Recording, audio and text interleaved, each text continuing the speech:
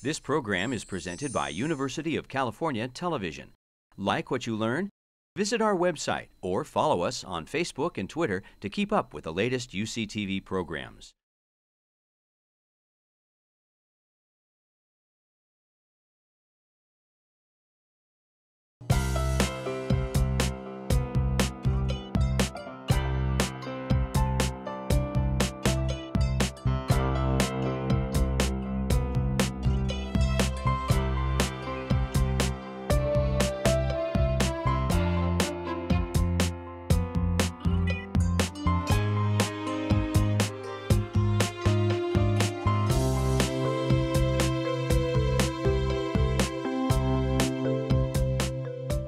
My name is Shelley Adler. I'm the interim director for the Osher Center for Integrative Medicine. I'm also the director of education there.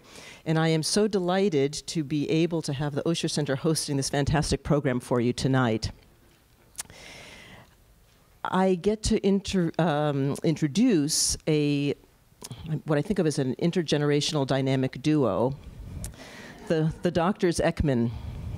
I'll start with Dr. Paul Ekman first, and let you know that he is a professor emeritus of psychology here at UCSF, where he works in the field of nonverbal behavior, including both facial expressions and gestures.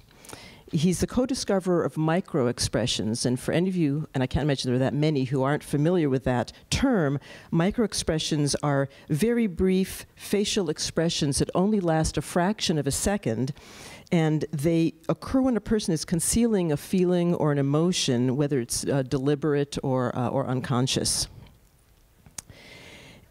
Because Dr. Ekman is a true mind-body researcher, he actually mapped all 43 muscle groups that are used in facial expressions. 43. His work has afforded him a unique opportunity to work with a whole range of different types of people and different organizations. For example, he's trained many law enforcement agencies to detect deception. And in fact, there is a TV show that many of you probably know about that ran from around 2009 to 2011 called Lie to Me. It was based on his work. He also, this is another one of my favorite fun facts about Dr. Ekman, was one of the content consultants for the Pixar movie Inside Out. And see, that gets the biggest, now that's impressive. 43 expressions, muscle groups, whatever. Are you on? I wrote a parent's guide to that film that you can use if you're showing it to your children about the kinds of things you might want to emphasize. Terrific, terrific. And as we're going to learn in the presentation tonight, the Dalai Lama commissioned Dr. Ekman to design a project that explores the philosophical underpinnings of Eastern and Western approaches to emotions. Now, shifting to the next generation, it's my pleasure to introduce Dr. Eve Ekman, who is a research fellow at the Osher Center. We have a NIH fellowship in integrative medicine research that Eve is participating in, and I have the pleasure of being her mentor for that, although all credit goes to her for her wonderful work. And what she is doing is conducting research in the areas of meaning, empathy, and burnout. And her work was inspired by the fact that she was a medical social worker at Zuckerberg San Francisco General Hospital. It takes a little while to get the new name out. Dr. Eve Ekman, is also a teacher trainer for something called Cultivating Emotional Balance.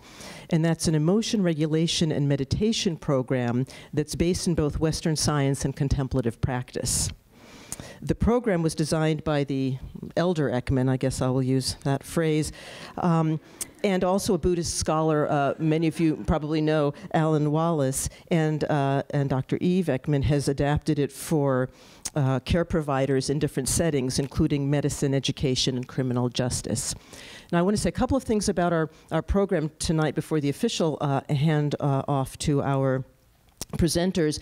We'll have a presentation for about half the time, and then for the second half, you see that there are microphones set up. Please feel free when we transition in the center of the program to line up and get questions ready. So that will be the time for more interactive discussion. So at this time, it gives me tremendous pleasure to introduce Dr. Ekman and Dr. Ekman.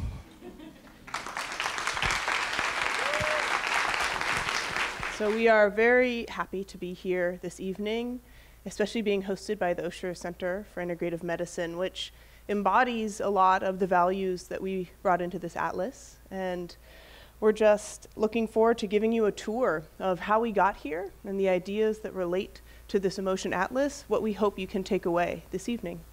So we are going to give ourselves a little bit more of a thorough introduction, what led us to the discoveries or ideas or relevant research that led to the Atlas of Emotion, both from my dad's experience and my own. We're going to talk about what is the foundation of science from which this atlas is built on. The Dalai Lama, who you've heard funded this project, was explicit that he wanted it to be as closely based to what we have evidence for as possible. The unfortunate news is what we have evidence for is very limited.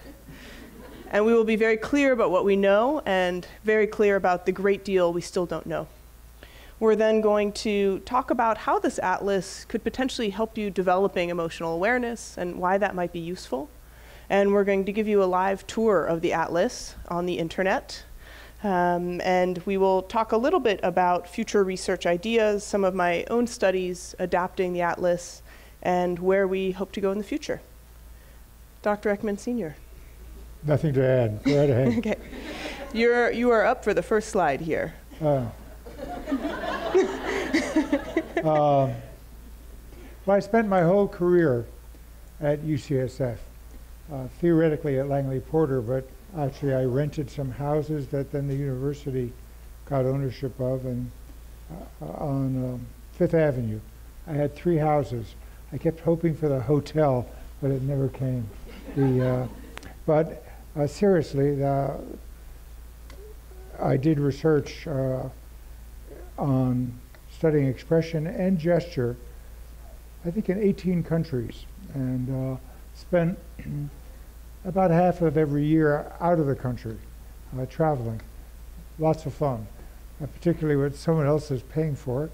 And traveling used to be pretty hassle-free, and planes weren't crowded. In fact, even in economy class, they used to have at the back of the plane an area where you could sit around a table with other passengers, play cards, have conversation, share a meal.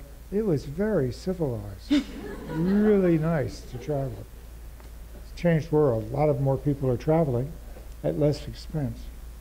But my earliest work, and the work I became best known for, was establishing that there are somewhere between 5 and 7 emotions that have a universal expression in the face. They also have a universal vocal signature, but that has not been as well defined, and my work was on the face, not on the voice. I had a colleague who I expected would do the voice part of it. He only did part. But if you see an expression and you don't hear it at the same time, it means some type of management's occurring, because these are dual systems. And the fact that it is a dual system, if any of you have children, means that you don't have to sit watching your infant all the time. They'll call you when they need your help. And parents soon learn to distinguish the distinctive sound of hunger, frustration, disappointment, fear. They all have a different facial signature, a different vocal signature.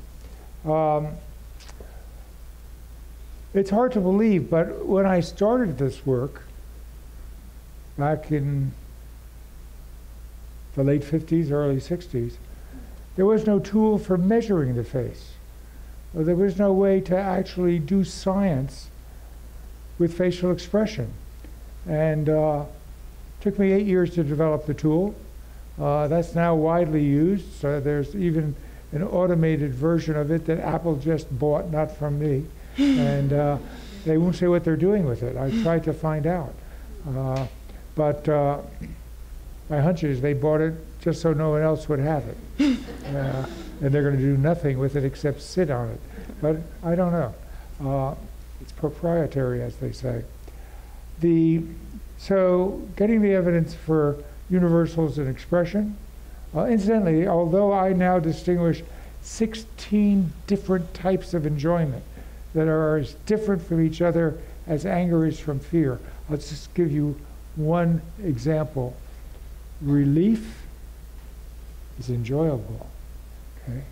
And so is tactile stimulation. Two totally different enjoyable emotions that are triggered in this fashion. So once we had a tool, the facial action coding system, we could then really do science, and most of the science I did was looking for what I call leakage, for signs that betrayed a deception that was occurring. Why that? Well, you don't have to teach anybody how to recognize emotion if no one's trying to conceal it. It's obvious. You know, from the age of 2 to 3, everybody knows how to do it. But very few people. I tested over 15,000 people in all walks of life, literally all professions, and none of them could tell the difference between a fake and a real expression. We have a tool on the internet that teaches you how to do that in an hour, and anyone can use it, and well, more than 500,000 people have. I just wanted to point out that these images here are my dad in the 70s, and what you see is a couple of the muscle groups of the 43, and the way that he was looking at the face, which is just such an incredibly well-articulated tool. All of these muscle groups involved in every expression, me like this, me smiling, my anger, all these different muscle groups occurring. And in order for him to do this, he had to give, was it electrostimulation, a little bit of pain? Well, a needle into a muscle. I didn't have to do it most of the time because, like you, we both have better than average voluntary control over the facial muscles. I'll just give you one example I used to do at my daughter's birthday parties to entertain her friends. Which was It was a hit, it still is. Not everybody can do that.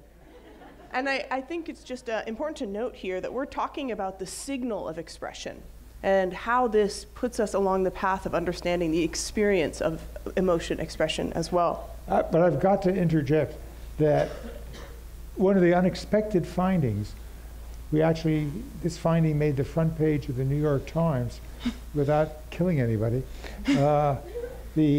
is that the face is not just a display system, it's a generation system. So if I could tell you right now what to do voluntarily with your face that would turn on the physiology of anger or disgust or sadness or fear, just like that. Now the funny part is turning on the physiology of enjoyment is much harder to do voluntarily. There are better ways to do it than by moving your facial muscles. I like that. And next we're going to just talk a little bit about my dad's work since he left these hallowed halls here of UCSF and really translated a lot of basic science to tools to help people. He mentioned already the micro-expression training tool. This is a way we can identify micro-expressions in the face, though I warn you here and now that once you learn these skills, you do not unlearn them. And sometimes people enjoy when you point that out, and sometimes they do not. You may not always like what you see. Yeah. But it opens your eyes, and you could only avoid it if you really kept your eyes closed or wore a mask. And what we see in people's faces may or may not actually relate to us. So someone is speaking, they show a micro disgust. It could have to do with something that happened much earlier in the day or a remembered past. So we're giving you the caveats and also inviting you to check this out for yourself. So the images you see on the top here are stills from the micro-expression training tool. And then there's also ways that this has been used in national security and applied for people who want to not just rely on racial profiling, but also use the content of what's happening in the face to detect threat, which is incredibly important. just to move. Just to interject for a moment. Please. It's important to remember that emotions don't tell you their trigger. So when you see someone afraid or angry, it may be because of you or what you just said, but it may not be. The trigger isn't, you have to find out what the trigger is, and don't jump to the conclusion that you know without checking it. Another image that we have here is from one of the many meetings that my dad had with His Holiness the Dalai Lama prior to the Atlas of Emotion to discuss emotion, to discuss its implications. And we'll look at a brief video clip that will help give you the framework for why try to create an Atlas of Emotion, which is a very difficult thing to do, and maybe if we knew how hard, we would not have started, but maybe would have tried anyway, because it was a good deal of fun.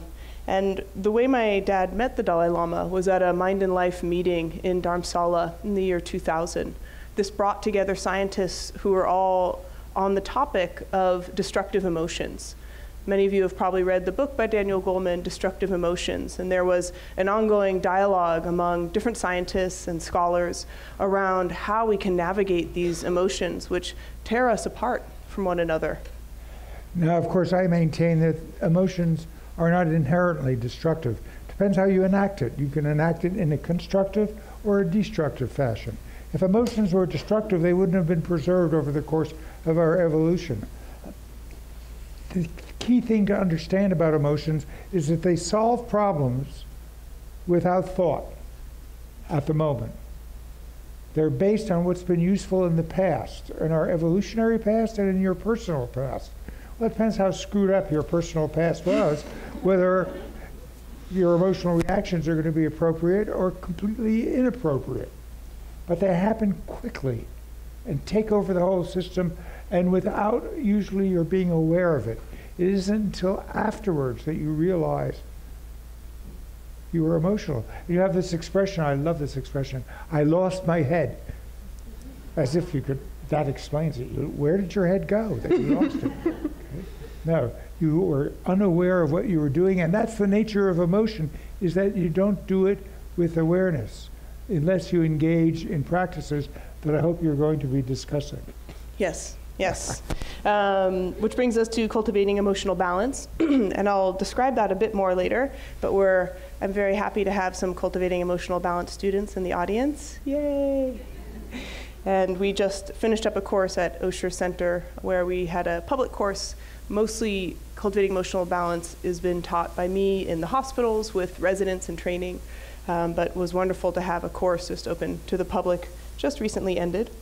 And in addition to cultivating emotional balance, which came to life at the Mind and Life meeting at the very end of these 2 weeks, there was the Dalai Lama, my dad, a number of other scientists who you would probably all know, Richard Davidson, Mark Greenberg, and then some Buddhist scholars and theoreticians as well, including Alan Wallace, and they decided that they should take these important ideas around emotion and create a training that was secular and approachable, but could truly provide some skills and tools that people could use in the everyday life. Well, we didn't decide that, actually. It was the Dalai Lama who said, is this just going to be good talk, or is something going to happen as a result of this meeting? And when he said this, he was looking right in my eyes. So I thought, okay, we'll make something happen. We'll translate, we'll try to put together a meditative framework with a scientific emotion framework, and that's what cultivating emotional balance is. Yeah. We did succeed. It took a couple of years to develop. And the research study was also at UCSF. Margaret Kemeny was the PI. So we have a lot of UCSF legacy in the cultivating emotional balance. Global Compassion, I wanted to mention here, all of these resources are available on my dad's website, including something like 20 brief webinars with the Dalai Lama. We'll see a snippet of one, as well as a lot of training tools that are free and some at cost as well, but there's just a wealth of information. So to give you a little more background on myself and my own work, as Shelley said, I was at the ZSFGH, the San Francisco General Emergency Room, for about 6 years as a medical social worker, which was an awesome time to exercise my compassion and try to learn how to avoid burnout. And the experience there led me back to school of wanting to know how to support compassion, how to sustain that empathy, even when every single day there's such high calls for your distress. There's so many people who are suffering, so much difficulty, so little time to process. And I was very fortunate that the first Cultivating Emotional Balance teacher training was happening as I was in my PhD program at Berkeley. And I went hoping to be an observer and see my dad and Alan teach the first round of CEB teachers how to do this training that they had found so beneficial. I arrived, and unfortunately my dad's health didn't allow him to come, so they got junior Dr. Ekman, or not even doctor at that point, and luckily I'd just come to the ER so I could manage everybody's distress and disappointment. And after teaching that first year, I just fell in love with the materials and the course and the way to really draw people out of their everyday experience and slow down to understand that often when we remember an incident of our emotions, we remember it as I was angry all day, and I was mad, and I was sad, and I was probably afraid, when in fact there are these discrete episodes of emotion throughout our day that lead to one another. And when we slow down and we investigate their trigger, their felt experience, and our responses, that starts to help us slow down, be present, develop that emotional awareness where we have choice over these responses, whether or not those responses are destructive or constructive. It's by no means easy, but it's actually quite simple. So that's a little bit about CEB. And I've adapted this to work in the medical setting. I've been really fortunate to work with family community medicine, pediatrics, and internal medicine so far in developing a training for the residents that I deliver over the course of a year and give them a mini CEB, often just a little dose throughout their very difficult schedule. Many of these residents are struggling with not only learning to be doctors for the first time, but intense hierarchies, very minimal free time. So they're often pretty much stressed to the maximum amount of stress without time to recover and be able to use self-care tools. So I think that working with this population is probably the hardest I could imagine. The officers in the juvenile jail were much easier. They had more free time. That was my dissertation study. And, but they also are in such great need to have our healers, as I'm sure many of you in the room here are healers in one form or another, to have them be able to feel whole, understand their emotions, really have that empathy. It's critically important. So it's been wonderful to be at the Osher Center and supported to do this work and make this hopefully part of a core curriculum for people in training to help others. I will tell you a little bit more about EmoTrack after we look at the atlas. So I'm going to show you a short video here that I think will give you an understanding of the foundation of why the Dalai Lama was interested in an atlas of emotion. The Dalai Lama said that in the 21st century, we must find out how to achieve a calm mind, and our approach must be secular. My thinking is our target, calm mind, because the calm mind directly so related with peace of mind. And calm mind, I think the 24 hours, including dream, calm mind, you see, can maintain. Compassion, 24 hours, I don't think. So occasionally, in a practical level, when some disturbing mosquito come, then sometimes you need little strong action. But still, you see, that kind of action you see can take while your mind very calm. Yes, I think there's a distinction you're making between a continuous state, a calm mind, yes, and a capacity that can be called forth when an event requires it, like compassion. Compassion isn't there continuously, but when you see suffering or anticipate suffering, then the compassion emerges. And if I understood you correctly yesterday, I'm not sure I did, but if I did, then if you have a calm mind, it is more likely that the compassion will emerge when called for. Yes? Oh, that also yes. Calm mind, you can see things more realistically, more objectively. More vividly. Oh, vividly everywhere. Oh. But now you see my sort of approach is, now question, how to develop calm mind? The real sort of obstacle or destroyer of calm mind is fear, suspicion, hatred, anger, greed, too much ambition. These things are the destroyer of calm mind. Want to watch more? It's available online. I just wanted to give you just a little bit of a flavor of the level of conversations that were happening and going on, and the import of which the discussion is happening. How do we have this calm mind? How do we help people avoid fear, anger, too much ambition? I don't know if that's a term at UCSF. I think it might be a new emotional territory. I think you can see from that little excerpt, and there are, I think, about 20 of them that you are available on my website. You can just look at them, one or more. Why calmness is important to the Dalai Lama, and why really we can't use our intelligence, our enormous capacity for symbolic representation of experiences that we had in the past that we want to reconsider, or ones we might have in the future that we want to plan. We can't do that if we're not in a calm state of mind. And there are many things that interfere with it, but one of them is being unaware of emotions that you're feeling. And that's what got him interested in emotion, and that's where we got our connection. So one of the quotes that the Dalai Lama was said to have been making for years and years before my dad approached him to get the funding for this project was that we have to find a calm mind in the same way that when we found a new world, we needed a map. We needed to understand and see this. If I asked you prior to the Atlas of Emotion, what does an emotion look like? You would pantomime a face. You would show us what a signal of an emotion looks like.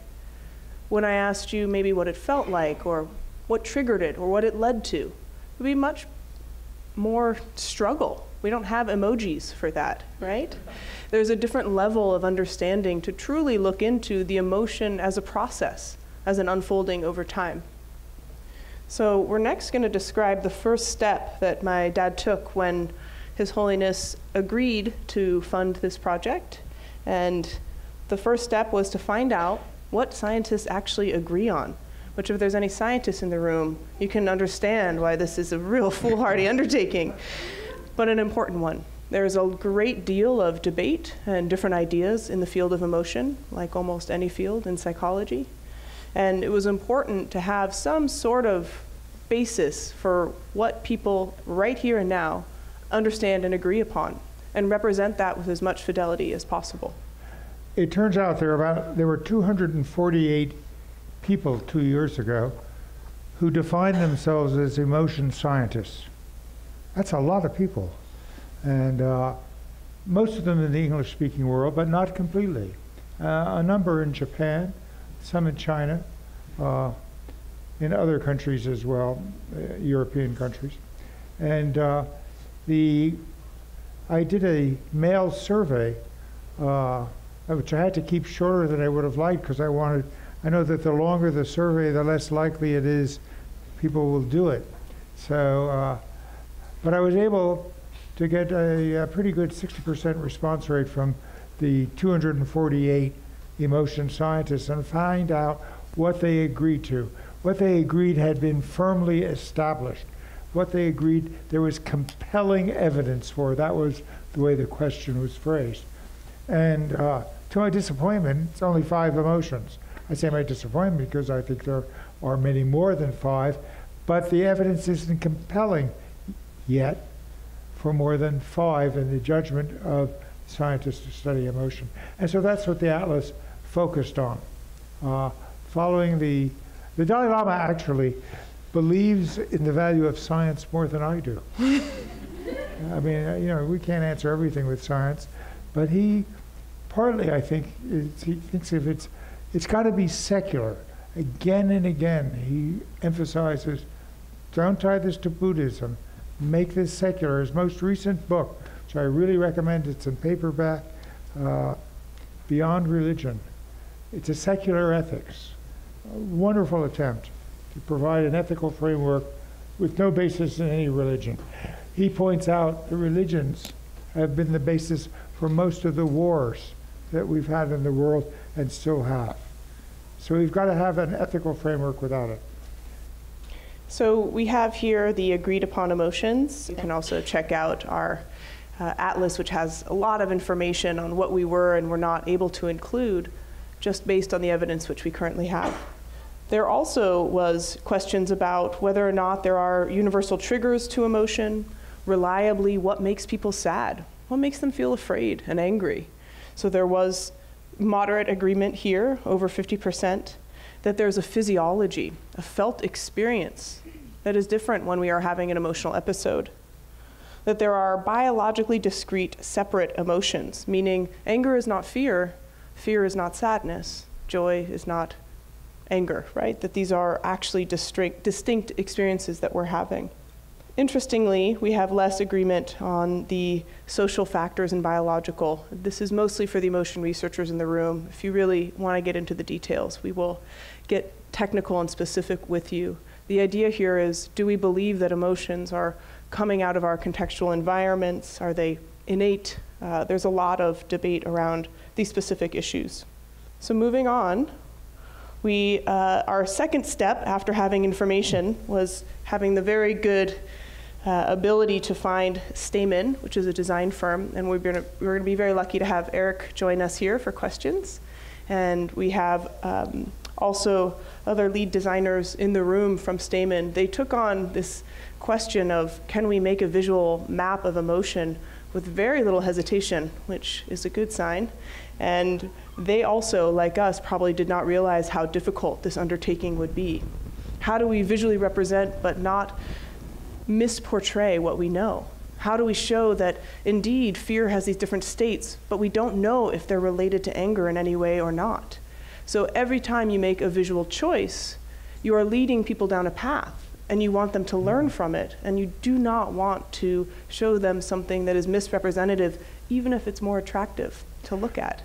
So we had a lot of these design questions alongside wanting to really truly help people understand what is known, but not deceive them. Every week for about 2 years, Eve and I and Eric Rodenbach's head of Stamen, who's sitting in the corner there, be joining us up here soon. We met every week for almost 2 years, trying to figure out how can we use graphics to give us insight into our emotions. How can we map them? The Dalai Lama said when we wanted to get to the New World, we needed a map. If we want to get to a calm state of mind, make a map. Well, that's easier said than done, as the song goes. How do you do it? And yet, the process of creating the map, of answering the questions that he kept raising about how to do it, how it should be shown, made me think about emotions in a way I hadn't thought of up until then. After 50 years of studying emotion, new questions emerged in order to represent it visually. Questions about seeing more than one emotion at the same time. If you look at any one of my books, you'll find a separate chapter on fear, another one on anger, another one on disgust. But that's not how emotions actually work. So we want to be able to see a whole variety of them, which we'll get to show you some of what we came up with. Right now, in fact. That's what graphics lets you do. So we want to give you just a little tour of this atlas so you know where to go back to. We start here with these continents of these different emotions. And what they each represent is a family of emotion. So what emotion do you guys want to see? Enjoyment was the first one I heard. We'll go with enjoyment. So with enjoyment, we have a basic definition. And then we go into these states of enjoyment. Just as my dad described the difference between feeling something like pride or relief. And with each of these different experiences, we also are looking at what is the range. You can be a little relieved, like, oh God, I made the bus, great. Or super relieved, like your test results came back and you don't have cancer, right? Enormous relief. So there's a huge range of certain emotions, whereas ecstasy, you're not gonna have like a little bit of ecstasy, right? This is a high range emotion. Next, we can look at the different likely actions. So with ecstasy, there's a couple options here: indulge, savor, maintain. Whereas we might have a different experience for amusement or relief. We are all so different, not only in what makes us emotional, but how we respond to our experience of emotions, that we couldn't put everyone will feel relief and they will exclaim with joy. It's just absolutely not true. Even you today might have that experience, whereas tomorrow you might have a different response. So this is truly developing your language, learning these different ways that you can communicate about experience of emotion, but it's not prescriptive, and it doesn't tell you how to feel or what exactly you're feeling in the moment. This next aspect is probably the most complex, but the one that brings together our experience of emotion. It shows us that emotions have triggers, that these triggers can be both universal, something we all feel, or something that's learned. One person has a trigger to excitement with badminton. Surely not everyone.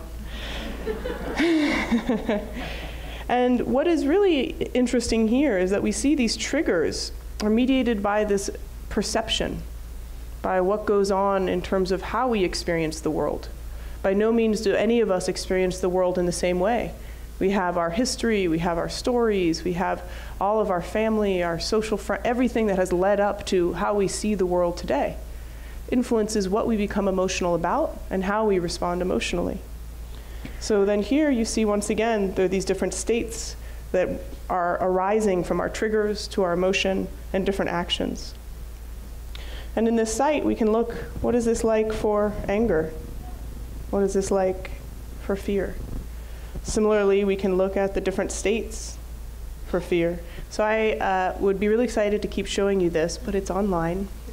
We are excited for your ideas, financial support, and otherwise to make more happen with this atlas. I joke because if someone came up and said, we want to use this for more research and training, we would say, you betcha.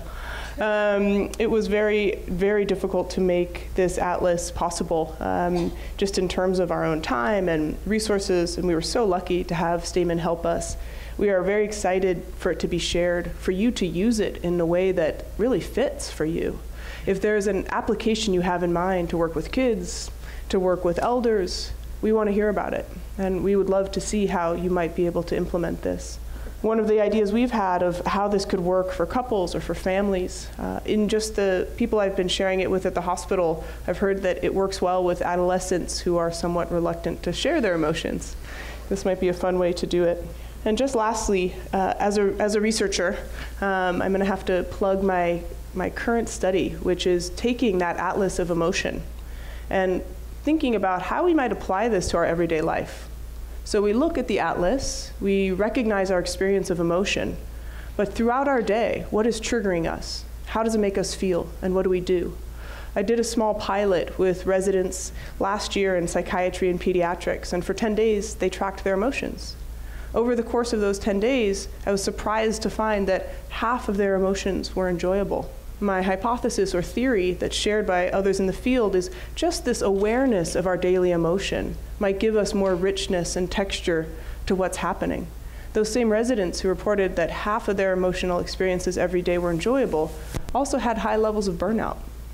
There's something different about our experience of daily emotion versus what might be our more chronic overriding theme. There's so much more we can learn, so much more we can understand. So if you are a resident or no residents at UCSF, please get in touch with me.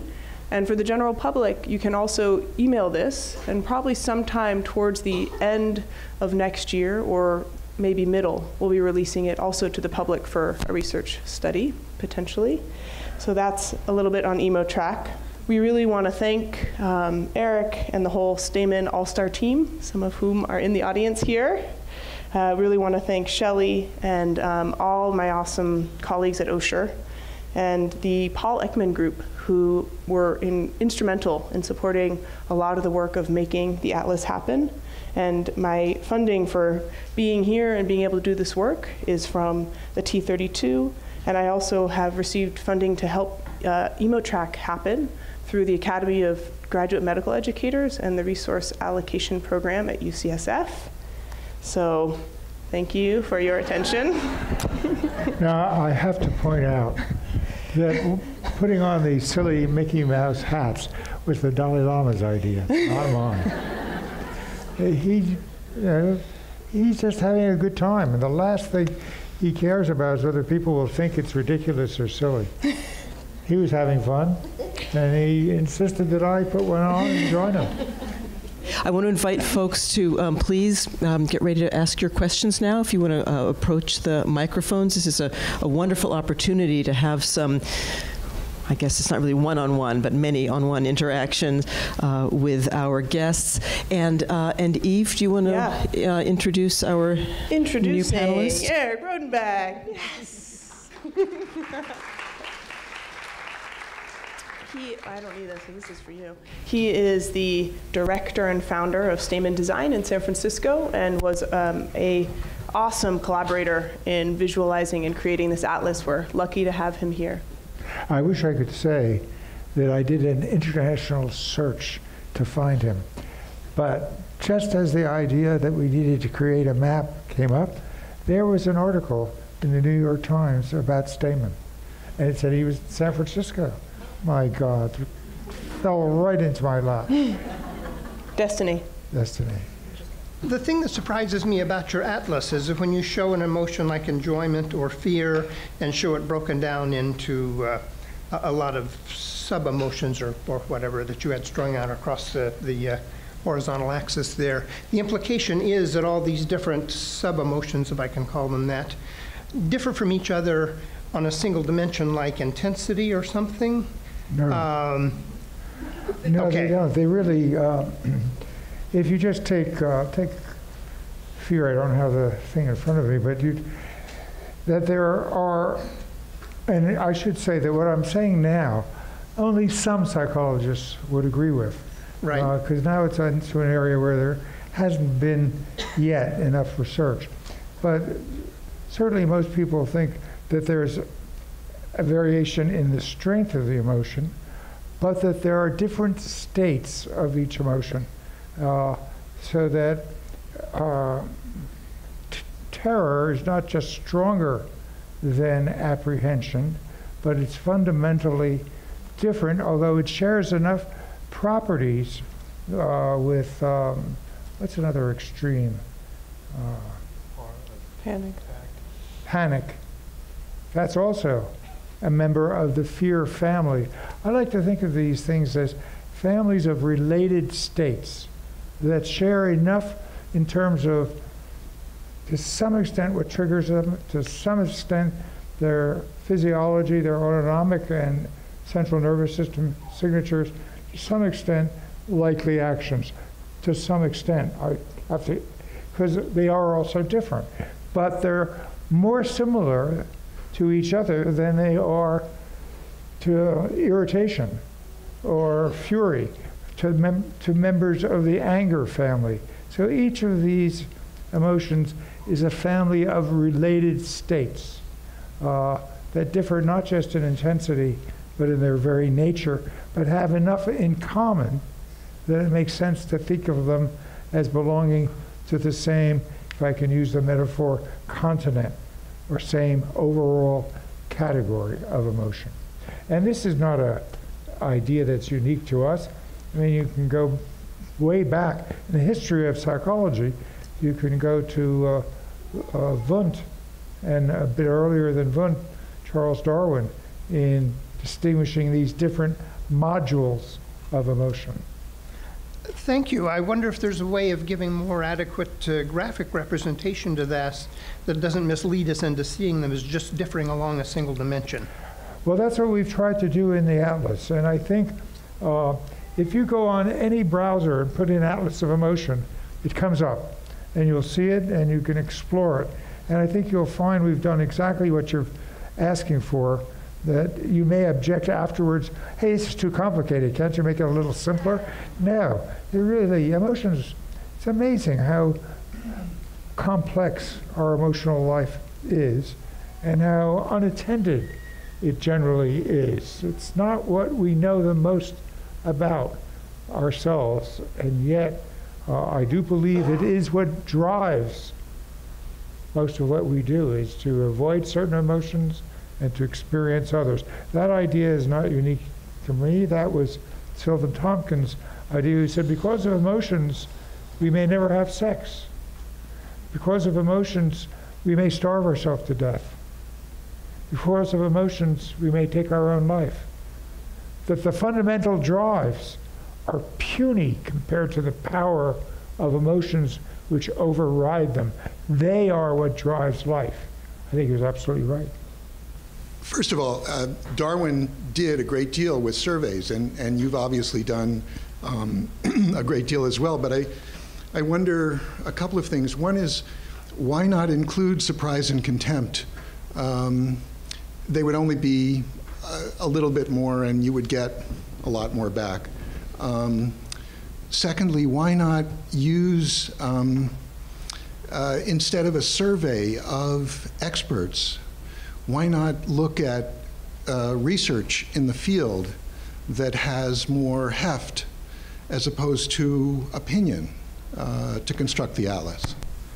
I believe I didn't miss many research reports that were quantitative. I didn't look at the qualitative research, but I think I pretty much, when we created the atlas, I think there wasn't a major research study published in the last 40 years that I hadn't read. It's not that vast. Yeah. I mean, it wouldn't have taken me a year to do it, or let alone 6 months. But there are a few hundred. And I think we used every bit of information we could find. But we only focused on those that the scientific community believe there's compelling evidence for. So the atlas is something that should change over time. As we have more research, as we learn more about our emotions, as the atlas itself provokes people to do research, to challenge or enlarge it, it should grow with time, because it nowhere near maps our emotional life, just the part that's been best explored. So think of it as you would of any map. It's not a map of the world until you've gone around the whole world. We haven't gone around the whole world of emotion. All we have put into the atlas is the part of the emotion world that's been so far explored. Lots more to do, many more dissertations to be made, many more grants to be funded. Hi. Thanks a lot for the hard work on the atlas first. So my first question is, I find it exciting that you delivered this as a website.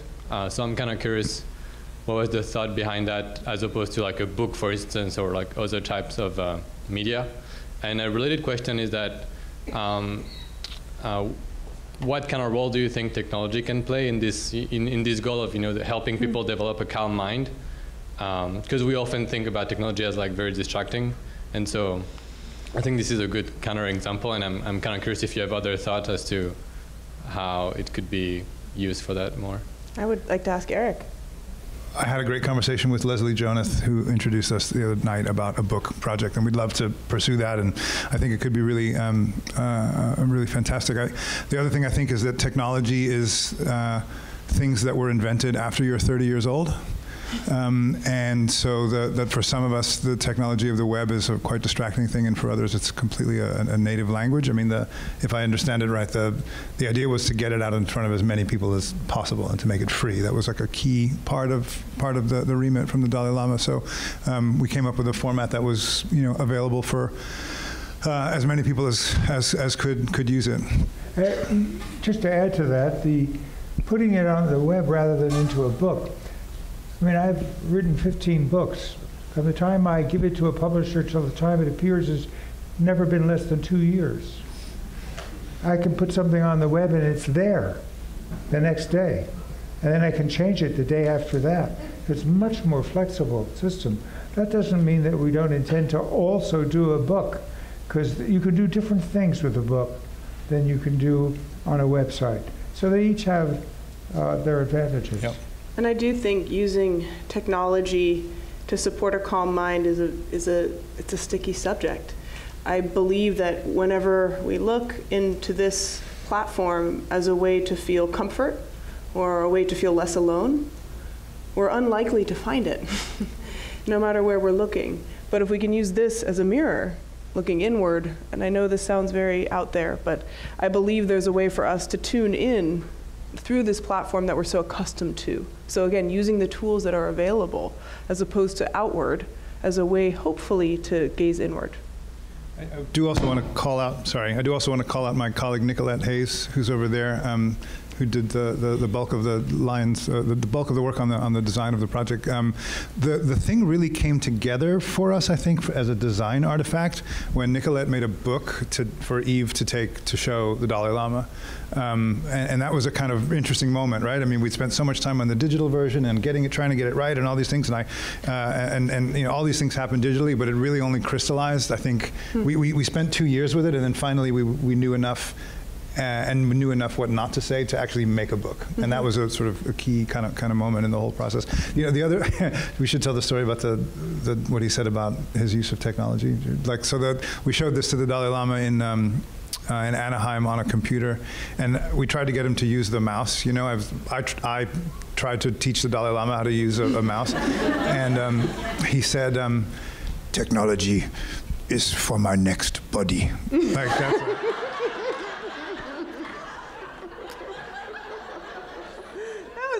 Good impression. Thank you. Yeah, I met him. Wow.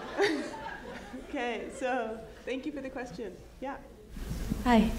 When it came to visualizing emotion, how did you all decide on colors and shapes, and do they actually represent the emotions themselves? It's a really good question. Sure. Yeah, we actually went through and documented it because we were concerned that if we published an atlas of emotions with the same colors for emotions as they used in Inside Out, that Pixar movie, that they would sue us for derivative work, or but that was all Nicolette, and it just seemed to make sense, and we really made the decision pretty early on that this was going to be for a Western audience, because red has a very different association in China than it does here, and we kind of decided that we were never going to be able to make something that was universal across every culture with these kinds of decisions. So, red seemed to make sense for anger. It was a design decision that Nicolette made, and we all agreed with. And we were, delighted to note when that movie came out that we had made the same design choices that they had. So there's something about whether it's cultural or just in the air or however that works out. I think in some ways, the more interesting question is about the shapes of emotions. And if you go to the atlas, you'll see that, anger is quite spiky, and happiness is kind of jumpy, and disgust is like a pile of poop. There's this idea that you could kind of bring an emotional resonance through design choices to representing individual emotions, and color was kind of one of those aspects. So it was a design decision. Thank you. Yeah. Whoa. Sorry about that.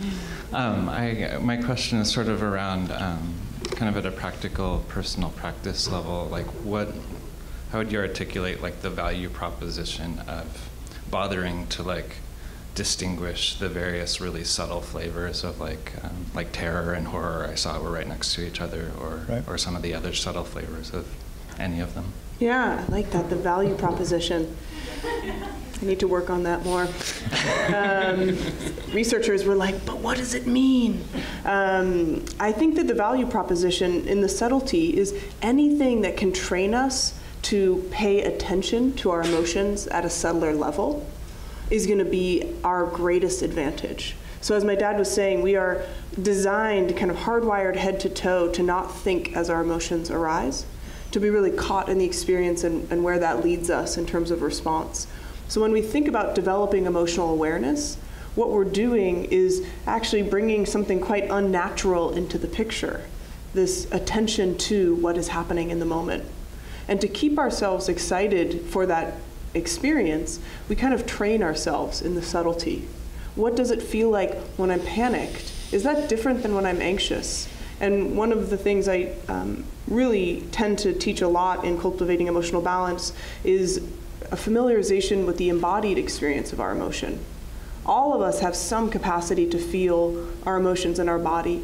Some people are much better than others, but I think all of us can increase that awareness, right? And that awareness, indeed, in the moment, might be the thing that helps us understand what we're experiencing before we react. Whether or not it's terror or panic may not matter in terms of, why was I terrified and not panicked? But helping us kind of reconstruct what occurred, especially in a distressing or regrettable emotional episode. We can start to familiarize ourselves. When I'm panicked, I actually feel really tight here. Or when I'm feeling more something like horror or terror, I might find that my stomach is jumpy. So we're giving ourselves these cues and clues just to develop awareness, not because we have the solution for terror versus panic versus we may develop that over time, but how would we even know if we didn't know what emotion we're experiencing, and importantly, what is triggering those emotions? And those are not easy tasks because they go contrary, in my belief, to how emotions evolved, which was to deal with problems without awareness. And Dalai Lama said, well, if you can think about how you felt afterwards, that's kindergarten. That's the first step. If you can think about it during it, now you're in high school. Okay?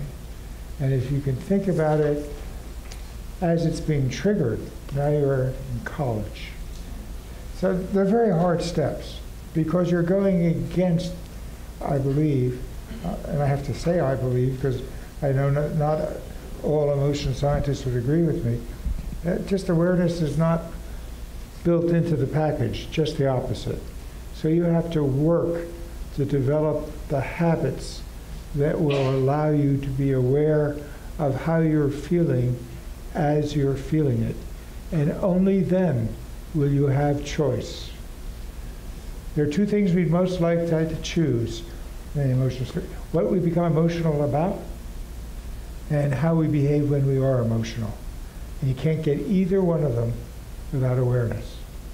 Not awareness of the past, but awareness of the current, awareness of the impulse as it arises before it's been acted on. My last psychotherapy supervisor, because in 1957, when I was an intern at Langley Porter, my supervisor said, if you can introduce a few seconds between impulse and action, you will have given your patients choice. And that's what they want. Well, he knew nothing of Buddhism. It's exactly the same kind of thinking. But, we're looking at the same species. We shouldn't be surprised that from very different angles and viewpoints and backgrounds, we come up with some of the same observations and suggestions. Thank you all so much.